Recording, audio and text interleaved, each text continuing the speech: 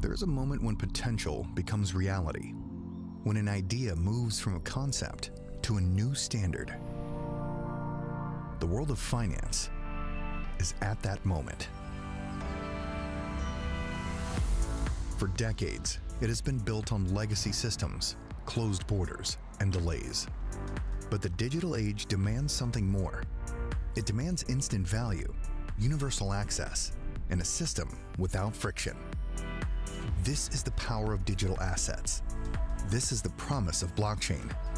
And it's all happening with Ripple. We're in New York City, in the financial capital of the world. And we're moving swell to the heart of it all to continue building the future of global finance.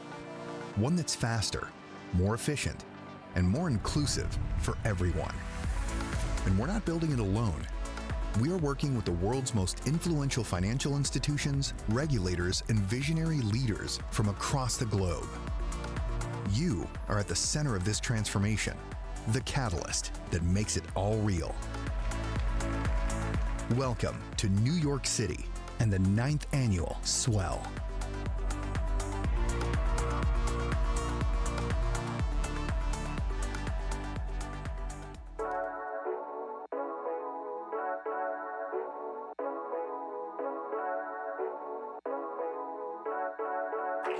Good morning, everybody. I welcome everybody in. We're going to get started. And what a morning. I think I've had 5 croissants and a lot of coffee, and I am amped up to welcome you to the 9th annual Swell. And it feels like yesterday that we just got going in Toronto, and now 9 years later, here we are in New York City. I'm Ashish Burla. For those of you who don't know me, I was a former exec at Ripple, and now I am the CEO of a new company called Evernorth, which is a digital asset treasury around XRP. I'm your MC for the next 2 days, but a quick disclaimer. All jokes and all material for the next 2 days are on my personal behalf and not as the CEO of Evernorth. And my lawyer is now happy and we can get going. So for those of you joining us for the first time, and those of you that have joined us many times at Swell, we're thrilled to host you here in New York City. Why? Because New York is the financial capital of the world, and fitting that Ripple be hosting Swell here in New York City, because Ripple is building the future of finance by combining crypto and traditional finance, and how fitting here in New York City. By the way, how amazing did New York look last night upstairs on the welcoming ceremonies and reception? Amazing. So I want to give you a few housekeeping items. First, Swell combines incredible programming with dedicated time for networking and meetings. So be sure to introduce yourself to other people that you haven't met during the breaks. And there's an amazing Ripple events app that you can download. You can use it to find other interesting people that are in the crowd that you don't know. You can book meetings with them. And if you don't know what I'm talking about, check in with registration. They'll get you going with the Ripple Events Ripple Events app. So there'll be two 25-minute breaks, one in the morning and one in the afternoon, and then lunch from 12:45 to 1:45 p.m. Plenty of time for networking and getting to know each other here today. We'll conclude programming at 5:50 p.m., but we're not done. Join us for Swellabration, one of my favorite events from 6 to 9. Whoever came up with the word Swellabration, that's a hard word to say, but we'll be here 6 to 9 p.m. Chef Jose Andres Mercado downstairs, just a few minutes from here in Hudson Yards, a few minutes down in Hudson Yards. We'll do the amazing Ripple Innovation Awards. So enough for me. Let's get this program started. First up, in the morning, we have Ripple's president and my longtime friend, Monica Long. Monica will take the stage for Swell's opening remarks before being joined by NASDAQ's chair and CEO, Adina Friedman, for our morning's first keynote. So it's over to you, Monica. Welcome on stage.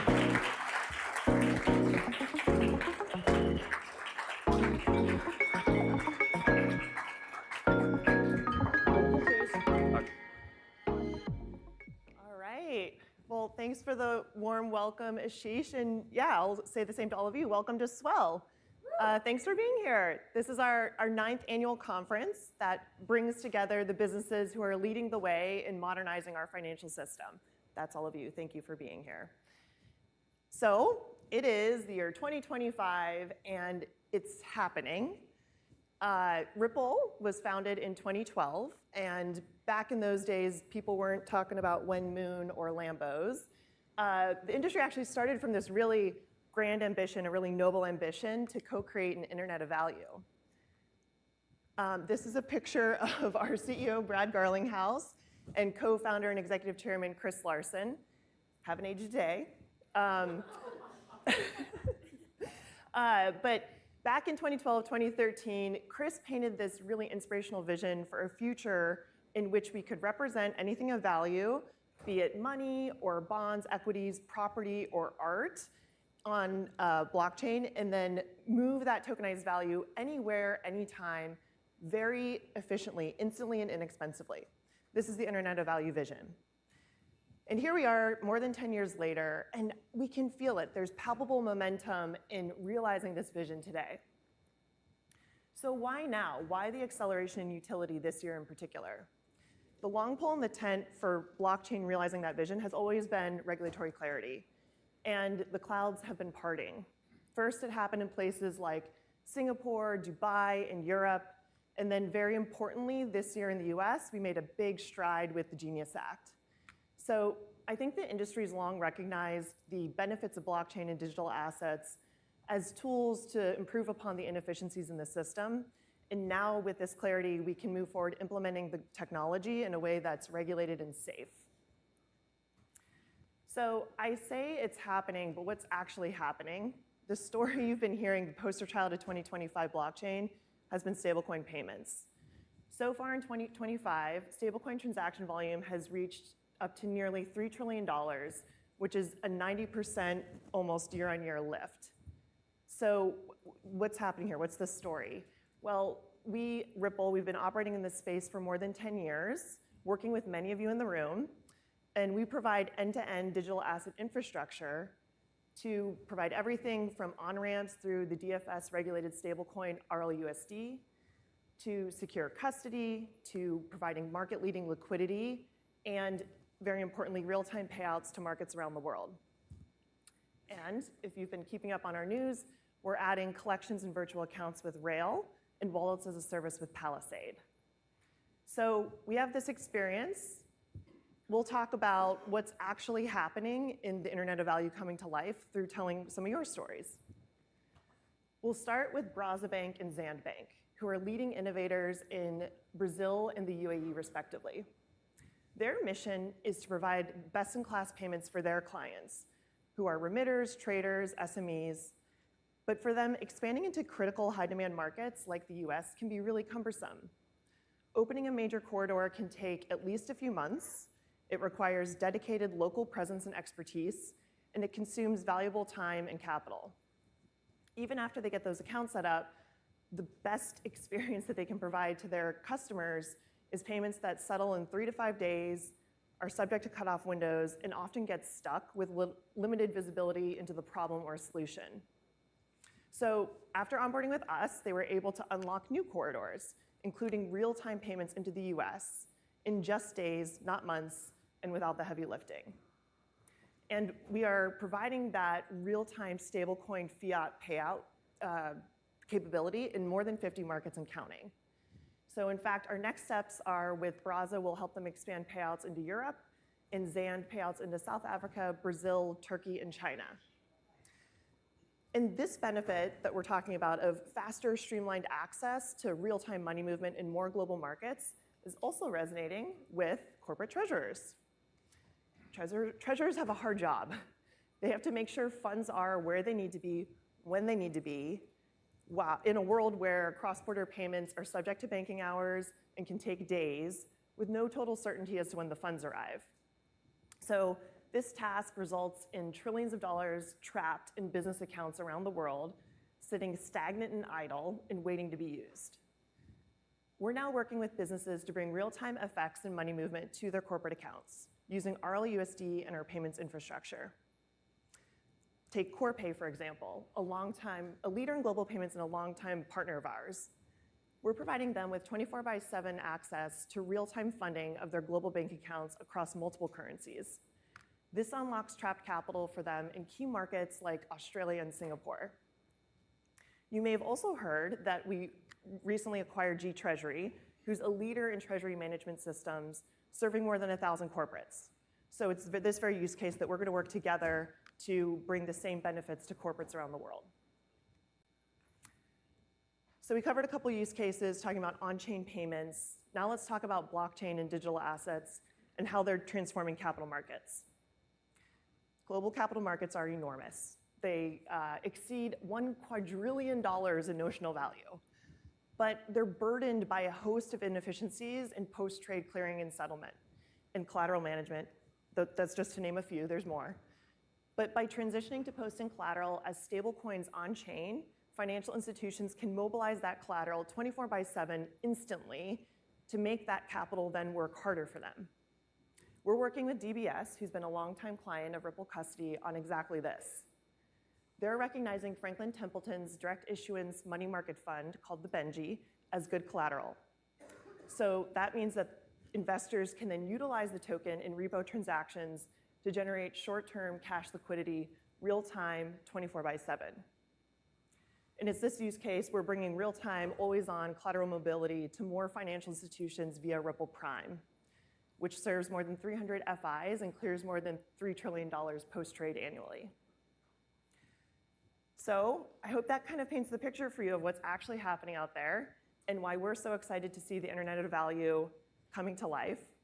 We're first bringing high-quality assets on-chain and then allowing them to move frictionlessly.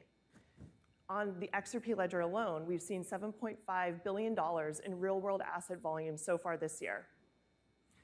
So Internet of Value is happening. It's happening here on Wall Street, the financial capital of the world.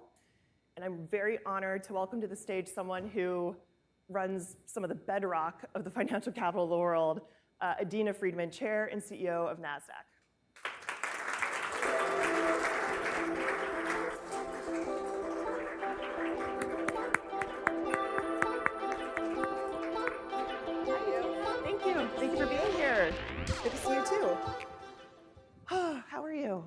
Fine, thank you. How are you? How has your 2025 been? It's been quite a full year. of action. Yes, to say the least. Exactly.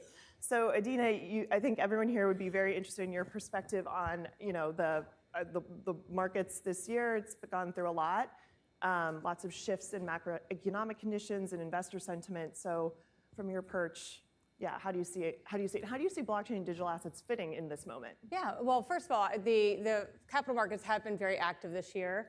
And there are a lot of different themes that you're seeing flowing through the markets. Obviously, the AI trade is really coming into the markets in terms of not only the potential, but the reality of AI and how that's driving earnings growth within a lot of the large tech companies. And that is, of course, then driving market performance. And when we look at the NASDAQ 100, for instance, we've been looking at the performance of the NASDAQ 100 since the beginning of 24, which is really when AI started coming into the financial performance of the companies. And the growth of earnings, even before this quarter's results, was 32% growth in earnings if you look at the large tech companies. And the market performance of the NASDAQ 100 has been up 47% over the same period of time. So in my opinion, they're earning their returns. So and the NASDAQ 100 today is an $800 billion index product, or an index that it really underpins a lot of the financial system. So we're really, really pleased to see that.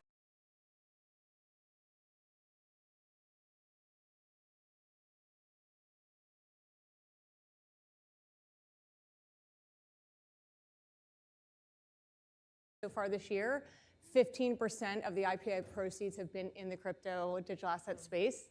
When we look at number of companies that are now crypto and digital asset companies in global markets, there are about 84 companies now in the space that are listed in the markets broadly, of which 74 are listed on NASDAQ. We're very proud of that. And then when we look at the pipeline, the immediate pipeline of companies wanting to come out, either through IPOs or SPAC combinations that have already been announced, there are about 17 companies that are waiting to come out immediately. We obviously are sitting in a government shutdown right now, which is slowing things down a bit. But of those 17, I think either 12 or 13 are coming to NASDAQ. So we're really, really proud of the way that we're supporting the crypto ecosystem and the digital asset ecosystem just through our listings. Yeah, that's exciting to hear that there's this pent-up demand and more are entering. What more can you say about how IPOs are taking shape for, well, we're at the end of 2025, so looking into 2026, what do you expect in the market? Well, we were expecting a very busy fourth quarter of 2025. The government shutdown has made things a little bit slower because the SEC cannot go through their normal review processes for IPO listings right now. So the companies that have already either cleared comments or have gone through the majority of their comment review are working their way out through the system through a mechanism that the SEC established. But we have a really, really strong pipeline of companies, well over 70 companies that are ready to come out, that are just waiting for their time. And so we do expect actually some to come out hopefully in the last month or so of the year. And then we normally do not see a busy first quarter just because of the way that the financials work, but we are expecting actually a pretty busy first quarter just because of the fact we've had some delays in the fourth quarter. Okay.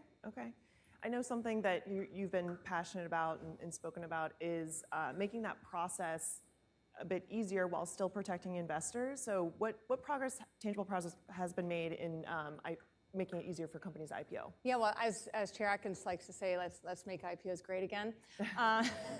And I think that's great. So we've been advocating for some foundational changes in the public company experience. And one of the things that we've noticed is obviously the public markets continue to be the biggest and broadest markets in the world, but the private markets are becoming very, very active and very large as well.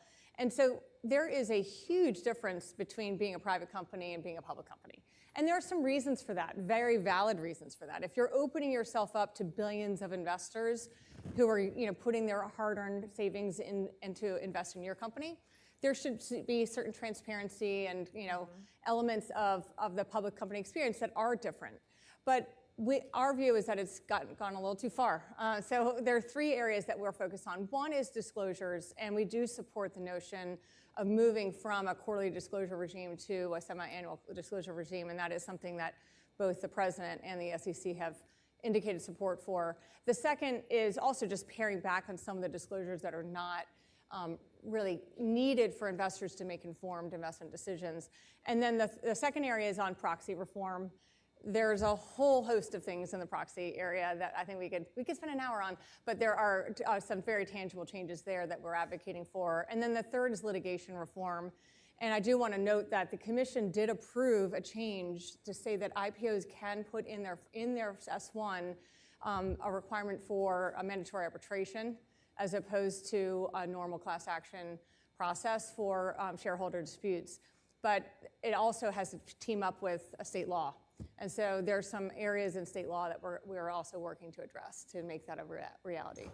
So it's a lot. It's a lot. That's a lot, yeah. A lot of meaningful progress. So if we were to play a word association game with NASDAQ, I think stock exchange probably would be the #1 bubble in the word cloud. But your business model's changed so much. So can you tell us about what NASDAQ is today? Yeah, well, so we are really a technology company that serves the global financial system. And we obviously start with our markets, and we're really, really proud of the markets that we serve. So we have our US equities and options markets. We are the deepest pool of liquidity in the United States for equities and the largest multi-listed options markets in the US. We also operate on the markets across the Nordics, and we continue to focus on market modernization. So we're rolling out our next-gen trading technology. We're moving our markets into cloud technology. And we're also providing technology to 130 other markets around the world, including crypto markets that use our technology, trading, post-trade, surveillance, and other solutions. So that's kind of a market modernization theme. Then we also have what we call, managing the innovation ecosystem, and that's where our index business, our listings business, and the things that really kind of underpin the innovation economy really sit. And then the third pillar for us is building trust in the financial system. So we have an anti-financial crime technology that serves 2,700 banks. We have surveillance technology that serves the largest broker-dealers around the world and exchanges. Central banks use us for trade infrastructure and risk management. And then regulatory reporting technology through XMSL is the broadest and biggest suite of technology solutions for regulatory reporting. So kind of think about that trust, think about liquidity, and think about transparency. Those are the three themes that we really focus on. And so bridging what exists in the world of traditional finance, traditional capital markets with the world of crypto, you're saying, you're now underpinning some of the crypto markets. Where do you see blockchain really making an impact, even to traditional capital markets? Yeah. Like, where's the value? Well, I actually think you brought it up. I saw I was watching you before. So if you think about post-trade, there's a lot of inefficiencies in the post-trade processes across every asset class. And there's some reasons for it. I mean, so we have to recognize that sometimes there's some friction for a reason. That could be for risk management, it could be for netting, it could be for allocations, things that we have to address and modernize.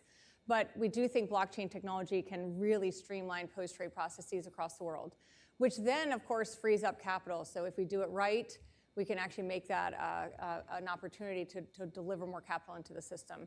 The second is collateral mobility. So I know that Ripple's really focused on that, and so are we. So we have Calypso as our trade infrastructure technology for the banks and broker community. And in that, we have collateral management, which I would say is the most used module within that solution in terms of optimizing for collateral. But what we really love about the idea of digital assets is being able to move that collateral in a much more seamless way. If we can create that collateral mobility that Ripple is so focused on, we're focused on, it will free up a lot of capital. I mean, there's just so much capital trapped, whether it's in clearinghouses or clearing brokers, that I think could really be freed up if we kind of create an ecosystem with digital assets as the underpinning. And then the third area is in payments, and that's an area that I know Ripple is extremely focused on. We're not a payments company, but we care about payments just in terms of having that free flow of capital around the world and allow investors to be able to express themselves globally in a frictionless environment. And so we're very, very focused on that as well.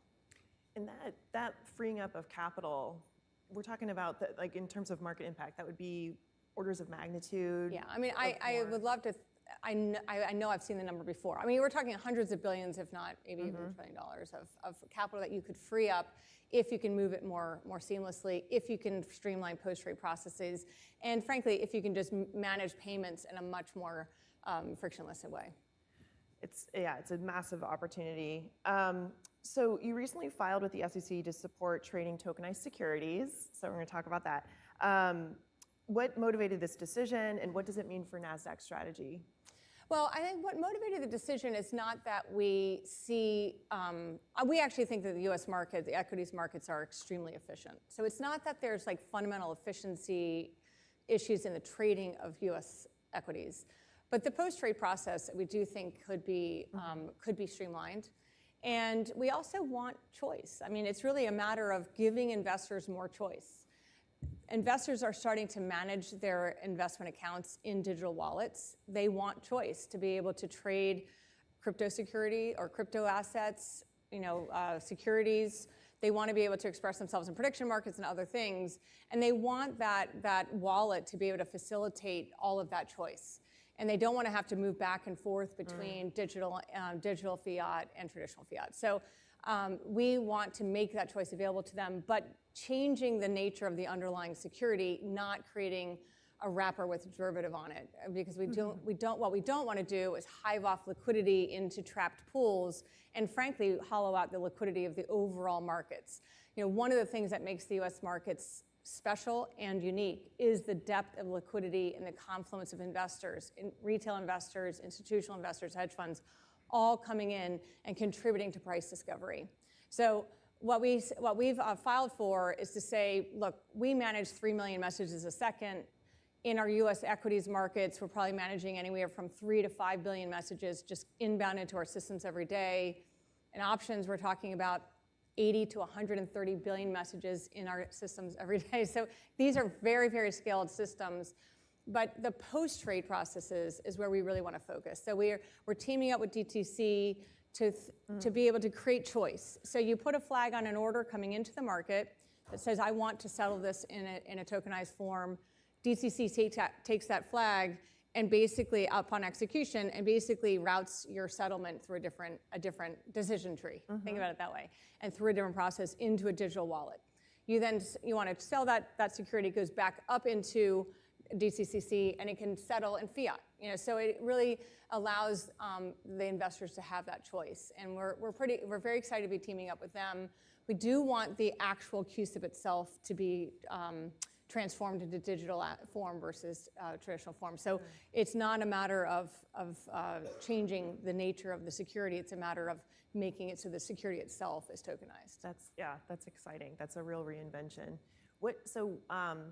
Genius Act addresses stablecoins, but there's more work to do on regulatory clarity, I would say. So what would need to take place to pave the way for that vision to come to life? Well, we are really pleased to see that the government is focused on it very holistically. You've got the legislative branches really focusing on how to put the right regulatory guardrails around stablecoin as well as around the markets, and as well as the SEC and the CFTC coming together. And I've been at NASDAQ, I started at NASDAQ 32 years ago. I've never seen the SEC and the CFTC work as well together as we're seeing right now. That's amazing. It really is, we should be very thankful for that moment, because there is a convergence of asset classes. There is a convergence of retail and institutions expressing interest in trading all these asset classes. And yet there is a very different regulatory environment for securities versus derivatives. So how do we create more convergence of the regulatory framework that covers all asset classes, but including crypto? And then also, how do we support innovation while still managing and really, really focusing on the North Star, which is investor protection? So I think that's the one thing that we kind of drumbeat constantly down in Washington. Investors, investors, investors. This is about creating a better investor experience, but also providing the right investor protections. And so let's frame the framework that we really focus on is modernizing the infrastructure while protecting investors. Could you see initial coin offerings being a part of the picture, a part of the future for NASDAQ? Yeah, I mean, I would look at it as more, I just think about it as more as tokenized equity issuances. As opposed to initial coin offerings, because I think that's a little bit different. So tokenized equity issuances, yeah, I can see that being a future for the markets. I think let's start with post-trade. Let's get the securities, the underlying CUSIPs in a tokenized form. Let's allow them to sit in digital wallets, because that will then, I think, will kind of move up through the system and back up into then how do we actually issue the security? How do we make that initial listing available in a digital wallet? So, but I think we have a ways to go, and I would also say we want to do it the right way. We just have to recognize that our U.S. markets are incredibly resilient, extremely scaled, extremely inexpensive for investors, and highly liquid. So we just don't, let's keep that. Let's keep all those great things. And then let's put the technology in where we can actually reduce friction. Does T+1 settlement need to exist over the long term? No. But we have to think about how to create T0 settlement without actually forcing grossing up of positions, because that'll actually be very capital inefficient. So how do we kind of allow for this innovation to come in a way that enhances the investor experience but doesn't have unintended consequences? This view of the blended system certainly aligns with how we think the future will play out.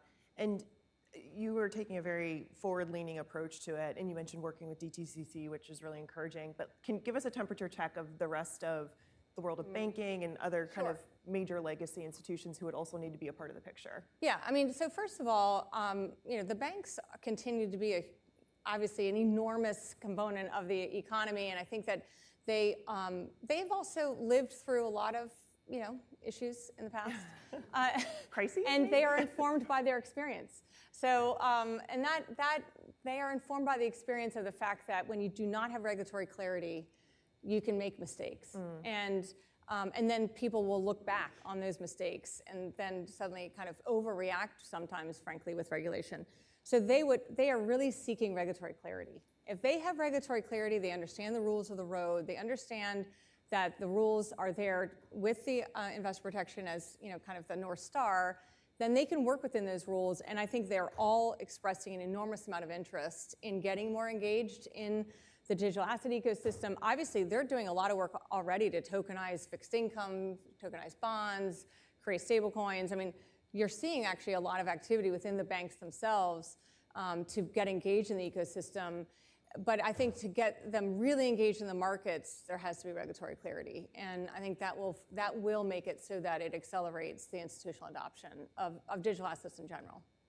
I think that puts a great bow on the conversation. You've been so wonderful. Thank you for being here. Great, thank you. Thank you very much. Good morning, everyone. Thanks for joining us. My name is Nick Day. I'm moderating this panel. I'm from CoinDesk.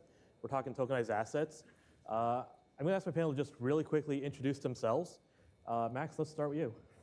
Hello, I'm Max Stein. I work on the digital assets team at BlackRock. I've been there for about 4.5 years, and we focus on tokenization, bringing crypto assets to public markets, and stablecoins. Hi, everyone. My name is Rory Callaghy, and I lead the funds and asset management ratings team at Moody's Ratings. So we rate asset management companies that are getting into the digital asset world, as well as tokenized funds, sending assessments to tokenized funds. And then Nicola White, I'm the VP of Crypto Institutions at Robinhood, focused not only on our Bitstamp product, which we acquired about 5 months ago, but also on our liquidity provision and our market-making relationships globally. So let's, I guess, get things started. Let's talk about what we're talking about.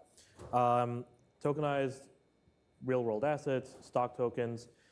What do you guys see as this market? How are we defining it? I think it's the representation of ownership, or the reflection of ownership in the form of a token on a public blockchain. And that ownership is an ownership right in a off-chain security. Nothing to add. I would just say, at least from the tokenization perspective, really see the opportunity for everything to move on chain. And let's call a spade a spade. The reason that we're having this conversation is it costs a fraction of what it costs in traditional finance to run a crypto or a digital asset business because of the efficiencies that blockchain bring to the business. And so, would we have been having this conversation a year ago, given, the administration and everything? I would argue probably not. But I think now you've got not only regulatory headwinds that are kind of moving in your direction, but but you also have the cost aspect to this. And having been in traditional finance and then also having been in crypto, you can really see the benefit and why we're going to move. And if it's not cost alone, it's all the benefits that blockchain bring to transparency, fractionalization, and breaking down barriers. Things that were once off limits to retail investors, we can now get access to. 24/7 trading, globalization, instant settlement. I mean, we could probably fill the whole day with the benefits of tokenization. But I think that's really why we're having this conversation, and that's is cost is really the fundamental, and then you layer on all the other benefits. We think we could move everything on chain.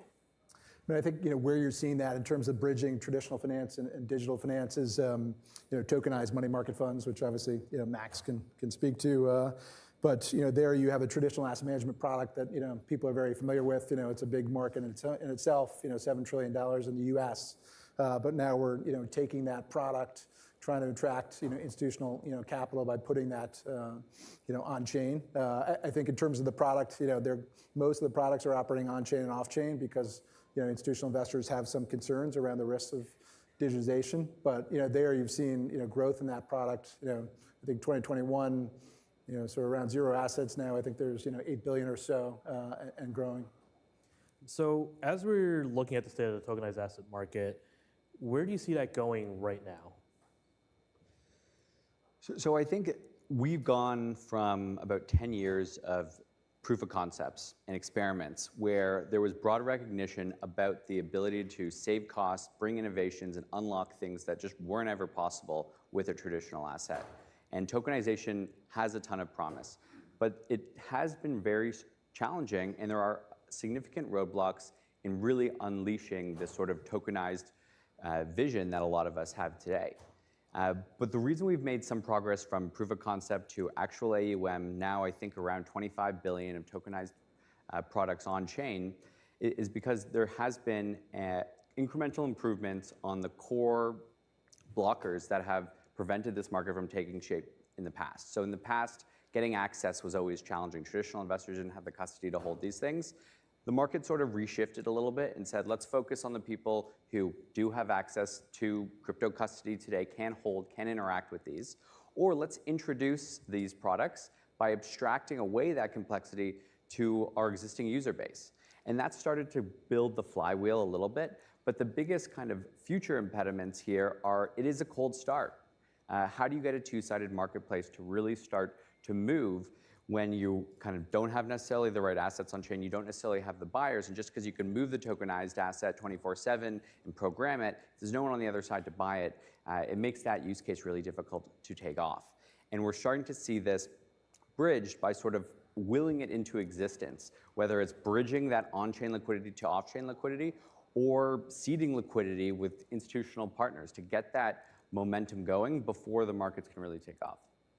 And we're still talking about tokenized products like they're their own thing. And I think really the next step is that you're not talking about tokenized products. It's like tokenization is just status quo because of some of the benefits that we're going to see from it. And we talk about tokenized money market funds. We talk about tokenized stocks. Those are two real world use cases that we have in play today.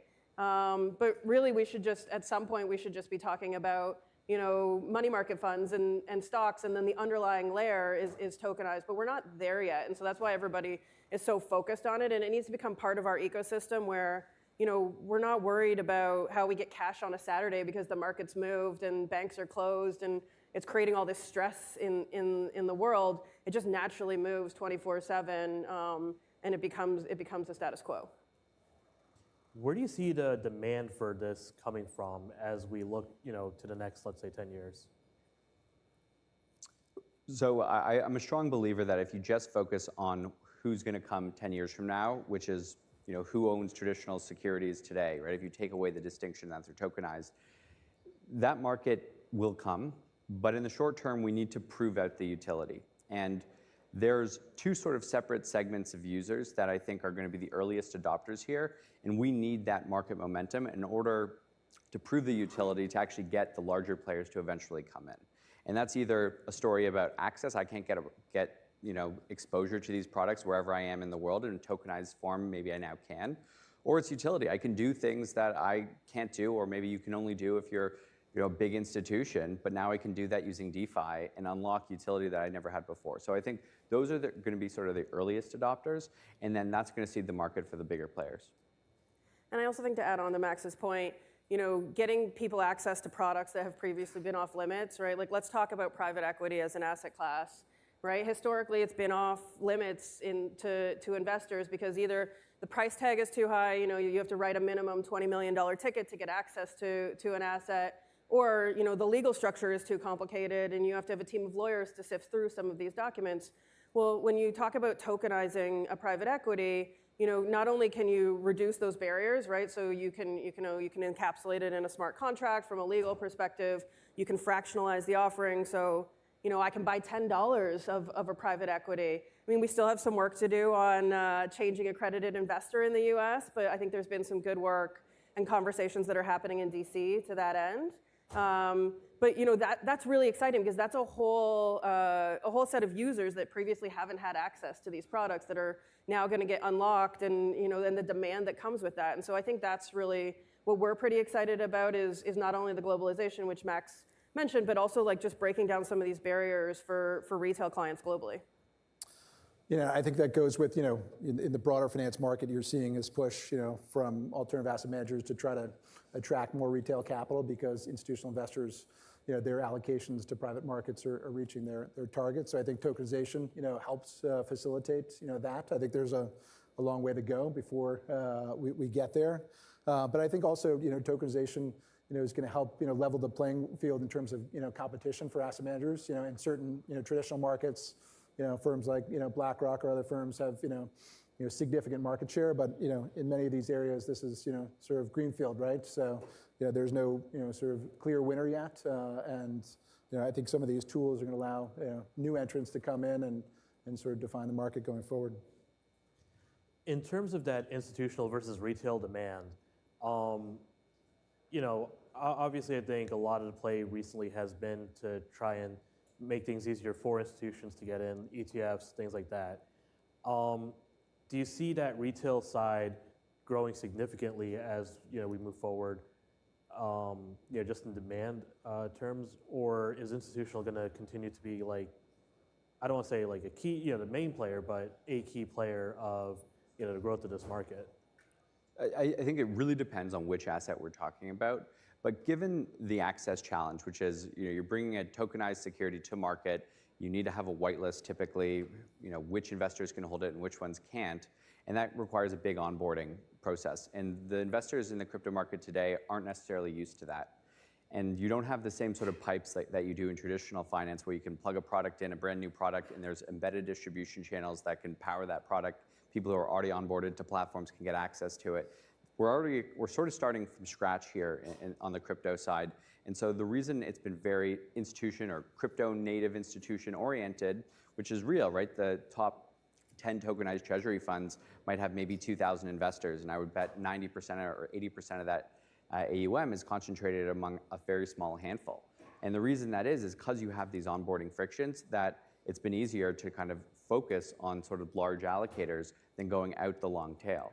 And that is going to be what really makes the difference. If we can solve those challenges, whether it's through kind of plugging it right into an existing platform or other creative solutions where you can provide long tail access to these products to a wide audience without the embedded frictions that have really slowed adoption to date.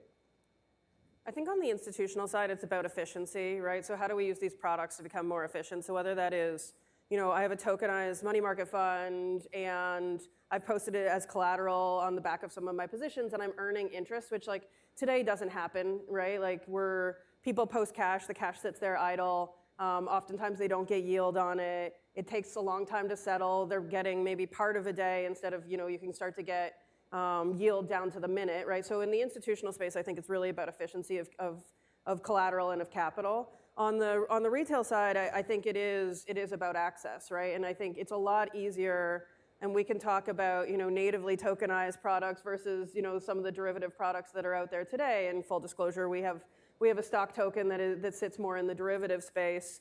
But I think that it is about breaking down those barriers globally, right? Like our clients in Europe now have access to both equities and crypto on platform and on the same platform, and US equities that historically have been hard for them to get access to. And so I think we're solving slightly different problems on both sides, but I think what you're starting to see is, you know, efficiency on the institutional side and globalization on the retail side.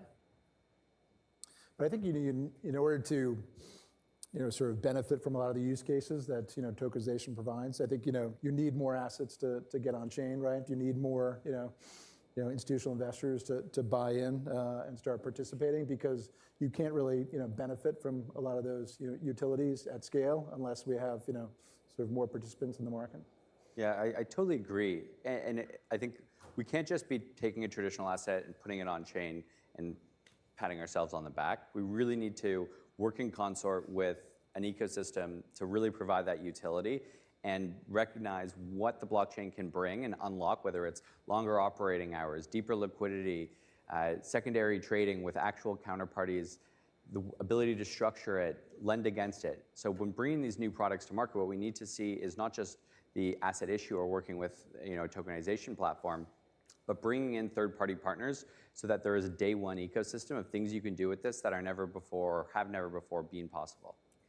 And I think the key there is to make sure that we're retaining the flexibility that crypto brings to the table, right? I've seen a lot of people that are looking to tokenize products, but then they settle once a day, or they only settle during banking hours. Like that ultimately, while it's a good stepping stone, but we need to have our kind of eyes on the prize, which is, you know, 24/7 instant settlement, because it really, that's where we're going to solve all the frictions that exist in traditional finance. And so I think, you know, we want to make sure that we have the safety and security that we're going to take from the TradFi space, but we also want the flexibility and the benefits that blockchain bring to the table. And oftentimes we see people trying to pigeonhole it in one direction or the other, and I think it's important to bring both together. So one thing that you kind of alluded to earlier, and Nicole, I'm going to start with you here, the regulatory clarity aspect. You know, obviously Congress is somewhere in the process of drafting a market structure bill. What would be helpful, I'm going to just start with you, but I want to get everyone in on this, but what would be helpful from Congress that would actually make it, you know, both safe but also easier to actually, you know, issue these products to let people access them? Yeah, I think, look, we don't have to solve, while we would love to have every problem solved today, I think realistically we need to start solving some of these more practically. And the way you can do that is often through a sandbox environment. We've seen this be really successful in Europe.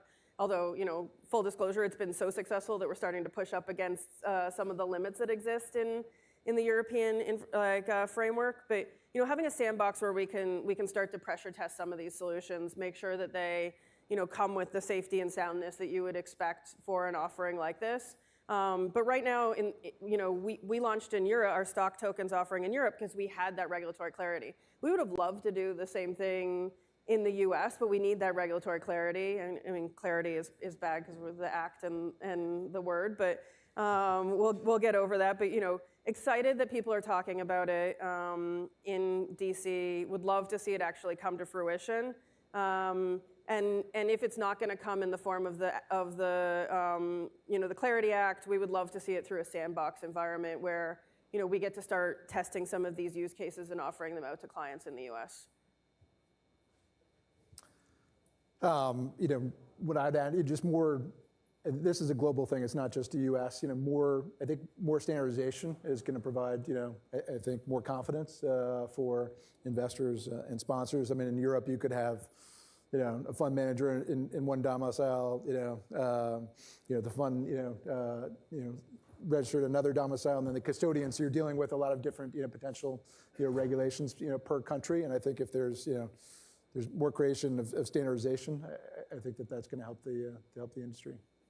It's been interesting to see, given the global nature of what's happening, there's a lot of experimentation happening offshore, and they're trying very different strategies. And I think we're going to be able to have our regulators in the US look at these various implementations and opportunities and provide their own views. So hopefully, I think we'll see some guidance on some of the experiments that aren't necessarily happening today in a sandbox or in the US, but offshore, and then we'll be able to learn from those. Rory, you brought up this really interesting point about standardization, which kind of one of the things that gets me about crypto is this, conceptually, crypto is the same around the world. If I'm in India and I'm buying a token, it's the same process. Stock tokens are kind of, by definition, a bit more, not stock tokens, but stocks, securities are more restricted. You have, the different jurisdictional, regimes. Is there any kind of, inherent contradiction in trying to tokenize these stocks and securities, or is it all going to just lower barrier to access regardless of who and where people are? That's your world. I can take that one. I mean, I think from our perspective, it definitely lowers the barriers to entry. We want to do it in a way where we're being thoughtful about investor protection, and ultimately we'd love to see native tokenization. But until we get that native tokenization, I think you're going to see tokenization in the form of derivatives and exposure to assets in different jurisdictions is probably the evolution we're going to see. We saw Galaxy do native tokenization earlier this year. We'd love to see more of that, but issuers are not there yet, right? We'd love Galaxy is probably the best example of someone that's at the forefront because of not only their background in the crypto space and the technology that they're able to kind of put around that. But pick a pharmaceutical company to start natively tokenizing their stock. That's going to be hard for them. So we're going to need to help them with the infrastructure, and that infrastructure right now looks like derivatives exposure. And hopefully, over the next couple of years, we can start to bridge some of those tokens over to native tokenization, whether that's through burning the existing derivatives that exist and then natively tokenizing them. But I think we want to have those conversations and we want to move that forward. And we're going to do it by kind of pushing boundaries in that space. Yeah, I do see it sort of as stepping stones, right?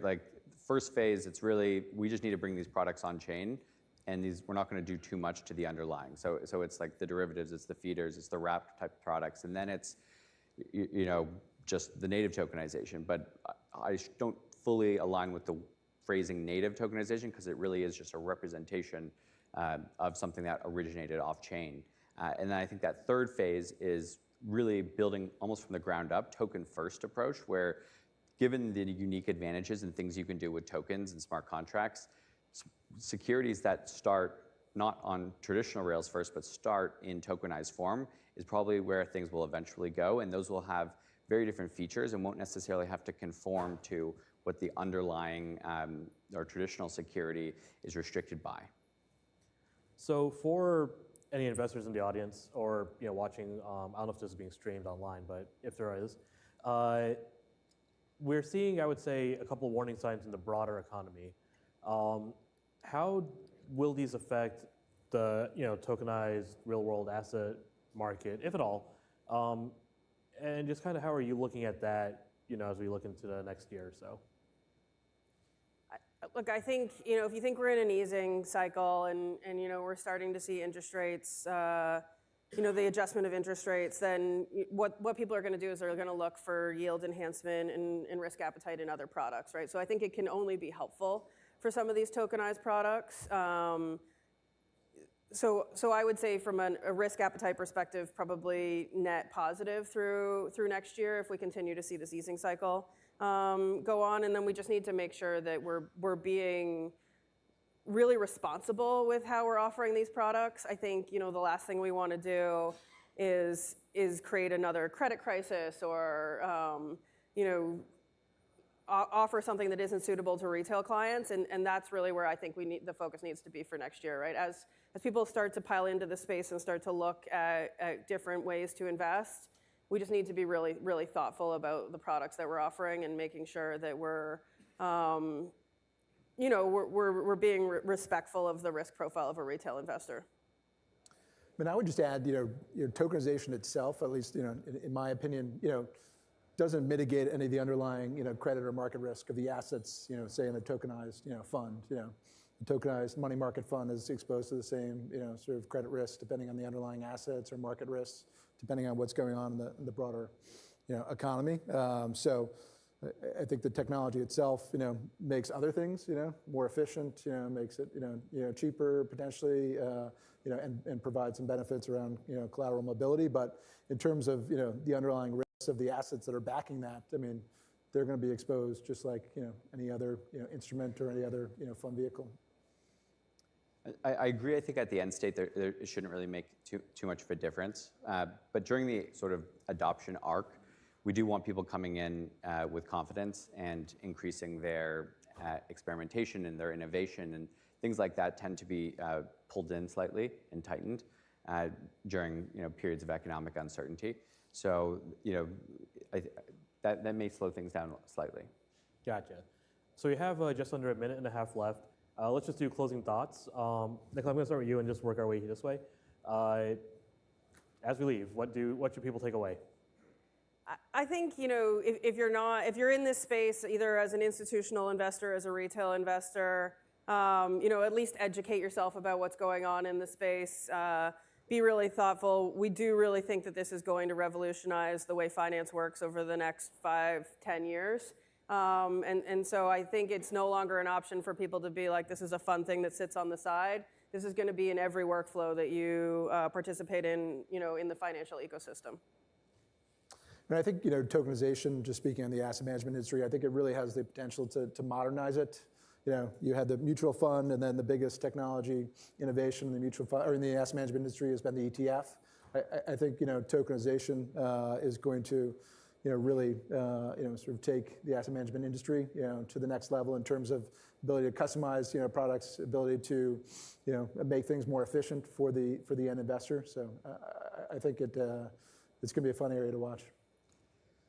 The ultimate vision of every investor in the world holding whatever assets they want exposure to in their wallet, automated, earning yield, powering DeFi, it's a very exciting vision that is very democratizing and very noble, I think.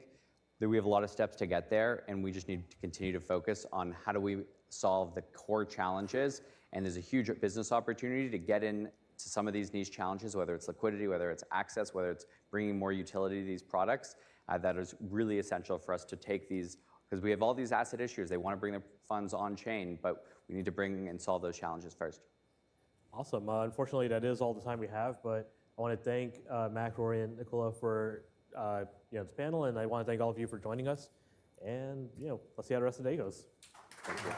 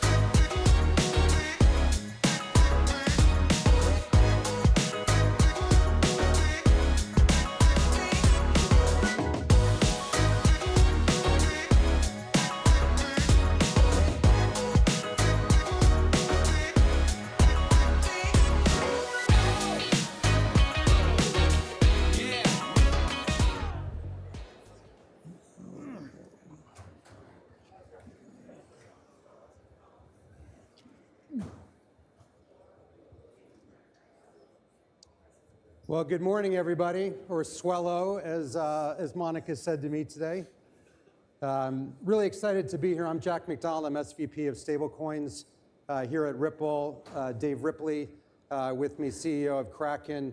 We're going to have a little bit of a pivot this morning. We're both from Chicago, so we're going to talk about the Bears season, which is an absolute one in many years. Before we get going, I always think it's fun to hear the origin story of how you got into crypto many years ago. So you just want to briefly touch on that, Dave? Sure. Happy to. I kind of, at the point in time, it was 2013, when I first learned about Bitcoin. I had kind of a two-part career before that. Technology industry, engineer, and so forth, and after business school, worked with a bunch of financial services firms. So fintech was a natural path, but it isn't really the real story. I learned of Bitcoin from an individual who came to be my co-founder and did the whole rabbit hole, went down it, studied it from every angle, technology first because that was kind of my background. But then everything, economic, government, all those different pieces, and just got more and more interested. There wasn't much you could do in crypto. We didn't use the term crypto at the time, Bitcoin, other than found a company, really. and so that's what I did. Like I mentioned, the individual who came to me, my co-founder in that business, was who introduced me to it. So founded that company. A few years later, that was acquired by Kraken. And so I've been at Kraken for not quite a decade, but so it's a long decade time plus in crypto. in human years. Yeah, for sure. Well, I think it took a lot of bravery and foresight to get started. And at the time, I think Kraken launched, the market cap of the industry was around $1 billion, and here we are, 3.5-ish trillion today. So when you think back to when you started at Kraken or your company prior to that, and we're thinking out into the future, here we are in 2025, what's different about the industry today, and what part of your vision or your idea, has kind of rang true? Well, it's interesting. I mean, back, so much of everything was theory. Back in 2013, and frankly, a lot of the theory, I don't want to say it came true, but a lot of the questions have played out of what that theory said back in the day. With regard to, kind of technical things like, oh my God, Bitcoin can't work because what about these forks that might happen on the chain and so forth? And well, we kind of had fork wars that played out and learned what that was. But, everyone really debated like what was going to be the first way in which Bitcoin was going to be adopted. Was it just an inflation hedge that people were just going to hold, speculate on? Was it going to be used for payments? And is that retail or institutions and, kind of large value transfers? Was it global cross-border? A big one was micropayments. We were all, a lot of people, including myself, were like, hey, micropayments is going to be the first adoption because that just doesn't work in TradFi. That one never really kind of, gained steam and what have you. But you could extrapolate into, cross-border payments, part of our origin story as well. So I'll give you some credit on that one. Yeah, for sure. I mean, I think, the reality is that, payments are tough, right? Because it's a network. It requires a network, and, like any network, is a catch-22. You need a sender and you need a receiver. And if you don't have the two adopting all at once, well, then you don't have a network and it doesn't take off. And so one of the beautiful things about crypto is that a lot of people came into the space, whether it was inflation hedge, investment on this new technology, speculation, what have you. Now we have hundreds and hundreds of millions of people that have adopted. And now we have businesses that have integrated with crypto. We have individuals that are holding it. And what we see in our customer data, people are starting to use it for payments. And so we're kind of starting to get to that point. The dream is realized. So let's talk a little bit about that evolution or that arc of time over the crypto industry. And I'm curious to get your take on it takes a village in many ways, right, to get to the market size that we're at today, and so many different client types, if you will, or members of the ecosystem. And how much of that over your journey has been friendly collaboration to co-opetition to outright competition? How do you think about that? Are we still all in it together, and at what point do we start to kind of take our respective corners here? I still think we're all in it together for the most part. I mean, I think like by construction, by definition, what we hope all of these blockchains and technologies and networks to be are open.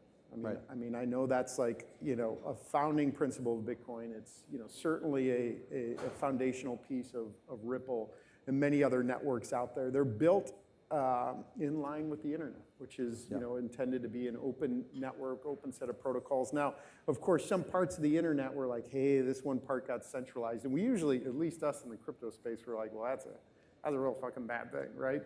So we're like, and I think crypto is now a place where we can kind of like further bend that curve back to open networks, and I think that means that it's a community of individuals, participants. Yes, businesses, that build technology on these open networks. I mean, of course, there's this, network out there, Ripple, but we were one of the first companies to list XRP back in 2013. I think maybe at least the first major exchange to list RLUSD. I was just going to say, you were one of the early partners of ours, and just eclipsing $1 billion a market cap the other day. I want to say thank you for being an early supporter of that. Let's talk about stablecoins, near and dear to my heart. I'd be remiss if I didn't bring it up. And curious to get your take on the industry. I mean, crypto's obviously having a moment, and stablecoins are having a moment in the moment. Fun place to be.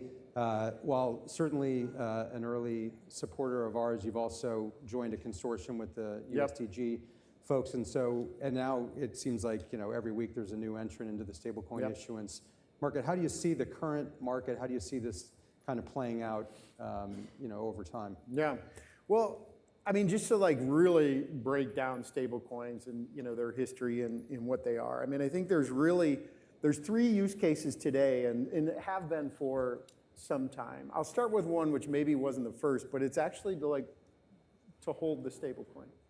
Like, there's a lot of people in the world that actually are just interested in holding stablecoins. Not so much in the U.S., right? Yep. But I mean, if we look at the different parts, again, we see it in our customer base. People come on the platform and they're just interested in buying a stablecoin with their native currency, Argentinian pesos, and then buying a stablecoin and holding it. So that's an inflation hedge or a store of value relative absolutely. to what would happen. You cash your paycheck, right, and get into a stablecoin. Absolutely. I mean, these individuals are, have likely attempted to or wanted to hold dollars or have, whether they've had to hold, paper currency or find some way to, get exposure to US dollars from some offshore bank account or whatever it is. It's not easy. Right. It's costly, all these types of things. That's number one. I think it's really important. I think the kind of like the payments use case is important, but like you actually need individuals to want to hold this stuff in order for the payments use case to come about. So that's number one. The second is, well, it became kind of the quote currency, settlement currency, collateral currency for all of the centralized exchanges to, network together. Then the decentralized exchanges, that's the biggest volume use case for sure. And so that, moved us to a place where you have many of all these different individuals and entities that now, own and use stablecoins, and frankly, as a form of payment. Right. Moving money from one of these places to the next for their end use cases to, trade, invest. But that's it. And then lo and behold, here we come with actual payments usage, which is now what we see over the past several years, businesses and individuals.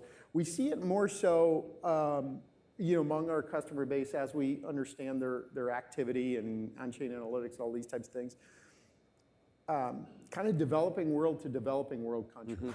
So how does that individual from Brazil send money to someone in Vietnam or China or what have you and so forth? So there's really just limited rails, and so stablecoins are really shining there. And so we see kind of all of these various different use cases coming into the fold. Well, those themes certainly resonate with me, and I think 2 of the acquisitions that we've made at Ripple really showcase, I think, the opportunity. Obviously, the Hidden Road, now Ripple Prime acquisition. I want to talk a little bit about collateral use case in capital markets, and also more recently the G Treasury, because that same thesis around cross-border payments now is happening at the corporate level, where I think large corporates are looking for ways to more efficiently move value, and being able to do that on-chain overnight, on weekends, and kind of free up trapped capital is a huge unlock. But more, near and dear to your heart on the capital markets side, what needs to happen, do you think? One of our theses is around RLUSD being accepted as good collateral at exchanges, CCPs, et cetera. In your mind, what needs to happen there, and is there a place for an interoperable stable, or can there be many that kind of fill that need? Well, I think what we got to do is we're going to take that story that we just played out, and we're going to have to put it on repeat. Yeah. Is what I think is going to happen. It's going to happen over the next few years. So the reality is, again, there's actually, the beautiful thing about crypto is that there's a certain set of steps that individuals or businesses need to adopt crypto. And it turns out that for individuals, it's actually maybe not that difficult. You got to download a non-custodial wallet and you get into it and so forth. For businesses, particularly large financial institutions, well, they need regulatory clarity, and they got to decide if they're going to build or partner, and they got to go through all this due diligence, and they got to integrate, and then they got to figure out things like accounting and so forth. It's a lot of work for these financial institutions to adopt crypto and so forth. But I think the story that's going to happen on repeat right now is we're like talking to every bank, broker, and fintech out there, because they want to enable their customers to buy and sell Bitcoin, crypto, and other assets, XRP, you name it. And so they're going to go through all of those steps for that use case. In parallel, there's another team somewhere else at the company thinking about stablecoins. But once they've gone through these steps and they've figured out the accounting and they have a reason to hold stablecoins because their population are now, their customers are now buying and selling crypto with stablecoins. Once they've gone through all those steps, all these institutions are going to have state crypto and stablecoins out there. Yeah. And they're going to find what we found, which is if we're talking to another crypto company that's already integrated with crypto, we don't send them a wire. Yeah.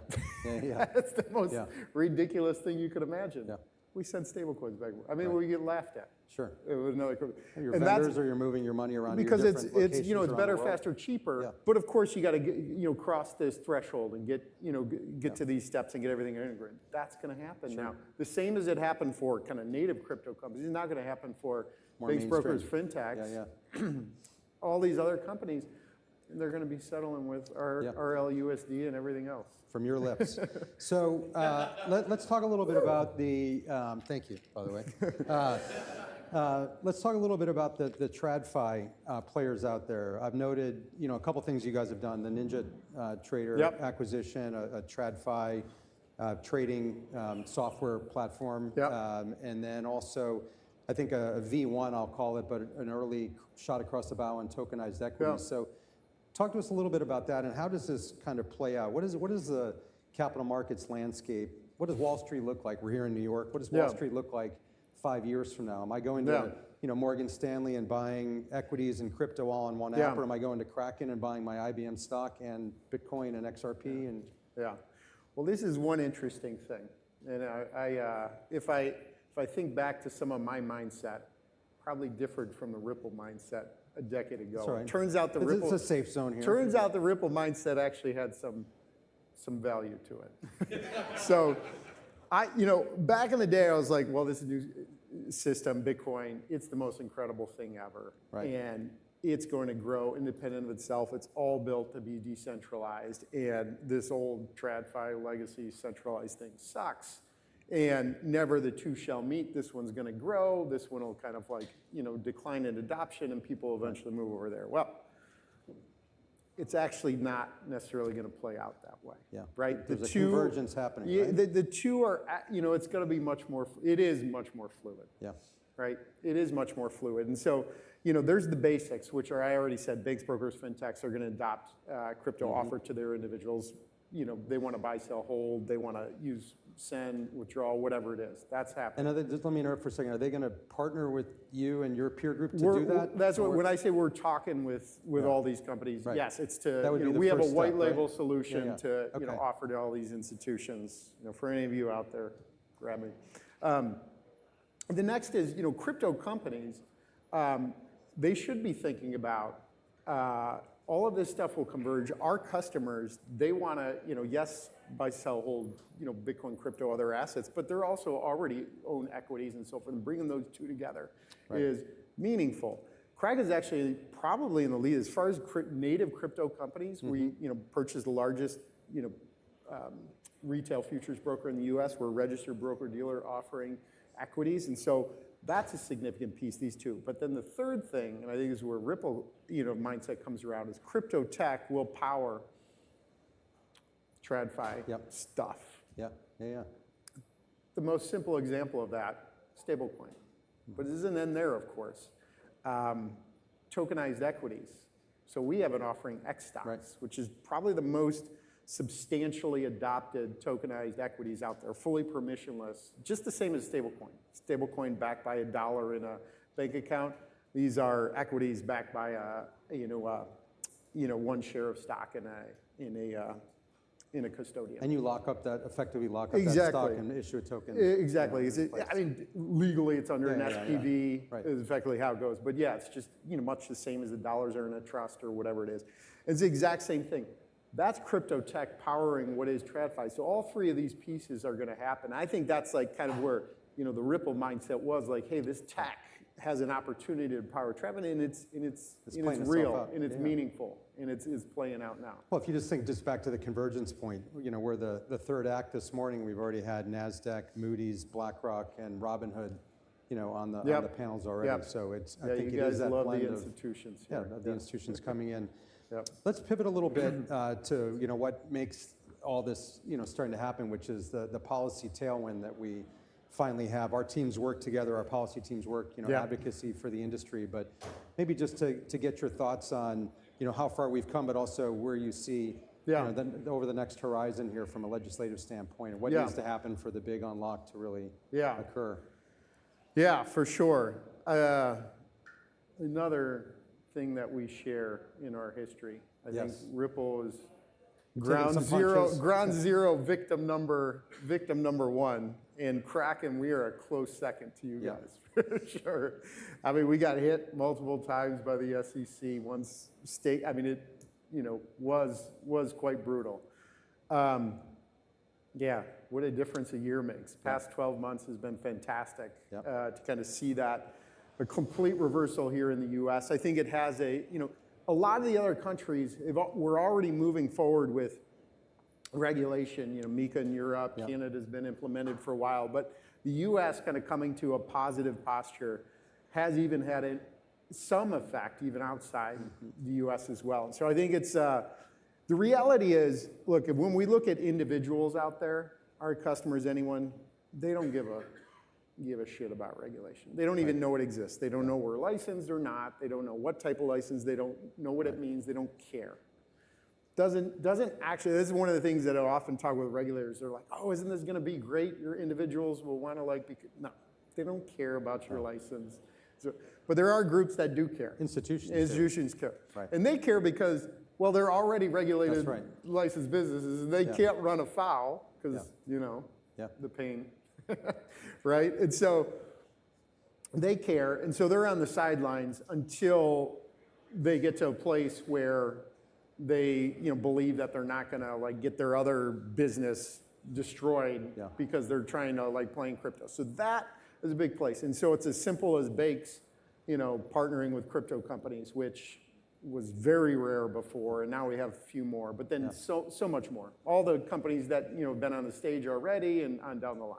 So much of your business is overseas as well. Do you see a world where there's any global harmonization from a regulatory standpoint?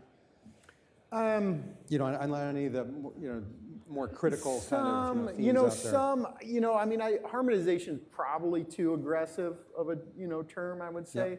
I don't think we get there, but one of the gaps has been a lot of the world is somewhat kind of used the U.S. as a template, attempted to, and then they add stuff which normally F's things up and makes it worse. Right. And that's what. But of course the world hasn't had that. The U.S. as a template. So a number of countries have kind of gone off and done their own thing. And so I think there's still an opportunity for the U.S. to come in and do it in a better way, do it right, all those types of things. Genius, pretty good bill. Yeah. I would say. So yeah, I don't know about harmonization. I think there's going to be differences. Yeah. And that's. But just clearly, gonna it feels like the rest of the world is watching what the U.S. is doing, right? I It's think such a major market. for the most part, there's in places. Yeah. In the few minutes remaining, when you think about steering the Kraken ship here over the next 5 years or so, what sort of things are on your mind? What big initiatives that you can share, or pockets of the market? We were talking briefly about an index product that you guys have that I wasn't aware of. That sounds interesting. But any other kind of things on the forefront that you're focused on that kind of represent a new frontier or an evolution of what we're currently doing? Well, yeah, it's good. We've touched on some of these pieces, convergence, institutional offering, and so forth. One that we probably haven't touched on, maybe wouldn't start here otherwise, is what we refer to as on-chain. So this is effectively what we define as, look, the actual protocols, blockchains, networks themselves, DeFi, which is a big piece for us because our heritage is really deep and strong in trading and investing. We're really strong with individual professional traders and so forth. So DeFi is meaningful for us. And so I think that's a big piece. We see DeFi, summer DeFi was 2020. And before then it was effectively 0% of all trading happened on DeFi. Now you're at a place where we bounce between 10, 20%. Which is enormous, right? It's enormous over a small period. I think that continues. And so Kraken, Is this on Inc., your L2 that you're referring to? Is that well, part this of is, it? I mean, we have a number of different ways in which we want to participate in this. So first of all, Kraken is, bridge from TradFi to crypto. That's going to continue. That's going to grow because in order to get to DeFi, you got to go promote someone new to DeFi has to go through that path. But, more directly in DeFi, I think there's a number of things. I break it down and there's basically wallets that you need to, sign transactions and so forth. There are portals, which are effectively the UX and or APIs or whatever that you interact with. DeFi helps you understand what's going on in the ecosystem. And there's a whole set of things around there around discovery, the different DTAPs. And then there's the destinations, which are the protocols and the decentralized apps, DEXs, and so forth themselves. We're kind of working in all three different places. Right. All three different places. We have a wallet out there. We have a Inc. layer 2. We're building some DApps, working with the foundation, build some DApps on that. And then also portals as well is maybe the most interesting one for Kraken is to help. That's what we do. We provide kind of an interface into financial services. Great. Well, lots on your plate. I really appreciate your spending time with us. I appreciate all of your support for Ripple over the years, and thanks for coming. Yep. So Thank we're going you. to take a 25-minute break, and we'll see you back here. Thank you. Thanks. Yeah. That's good. Good boy.